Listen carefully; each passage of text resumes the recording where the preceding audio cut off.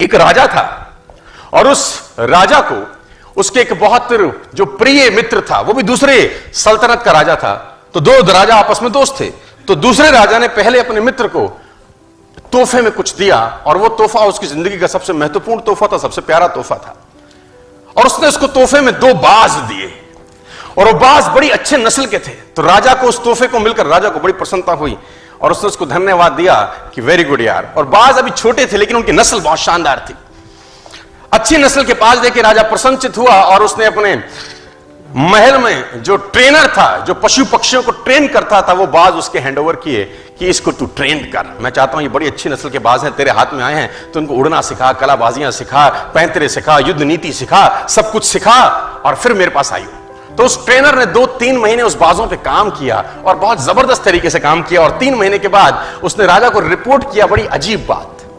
उसने राजा को कहा, राजा साहब, हालांकि आपने जो बाज दिए थे वो हैं तो बड़ी अच्छी नस्ल के, लेकिन एक प्रॉब्लम मुझको आ रहा है और मैं चाहता हूं आप उसको समाधान करिए। तो राजा ने बोला, प्रॉब्लम क्या है? उन्होंने बोला, एक बाज तो शानदार उड़ता है, मस्त उड़ता है, कलाबाजी भी करता है, जैसा सिखाता हूं वैसा सीखता है, एक साला उड़ता ही नहीं है, हालांकि दोनों अच्छी नस्ल के हैं। तो राजा ने बोला, प्रयास करो। उसने बोला, सर मैंने सारे प्रयास करके देख लिए, मुझको समझ नहीं आ रहा कि तकलीफ क्या है।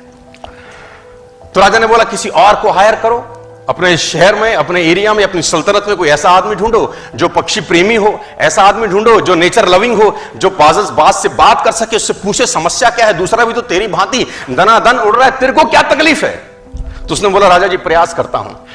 वो ट्रेनर देश में घूमा और एक व्यक्ति को पकड़ के लाया और उसको जिम्मा दिया कि तू ट्रेंड कर। और ठीक इस घटना के 3 से 4 दिन के बाद जब उसको वो व्यक्ति मिला, उस व्यक्ति को उसने वो बाज हैंड ओवर किया कि इसको समझ नहीं आ रहा अपने को तकलीफ क्या है।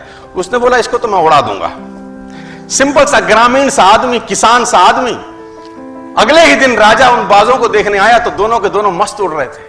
राजा ने बोला कि ये कैसे चमत्कार किया? तो बोला, ये तो साधारण सा एक गांव वाला है, इसने कर दिया ये काम। तो उसने गांव वाले से, राजा ने पूछा, तूने क्या किया? उसने बोला, मैंने कुछ नहीं किया, जिस शाखा पे बैठा था उस शाखा को मैंने काट दिया, अपने आप उड़ने लगा। I simply just cut the branch। तो कौन सी शाखा पे आप बैठे हो यार? तो मैं चाहता हूं उस शाखा को काटा जाए।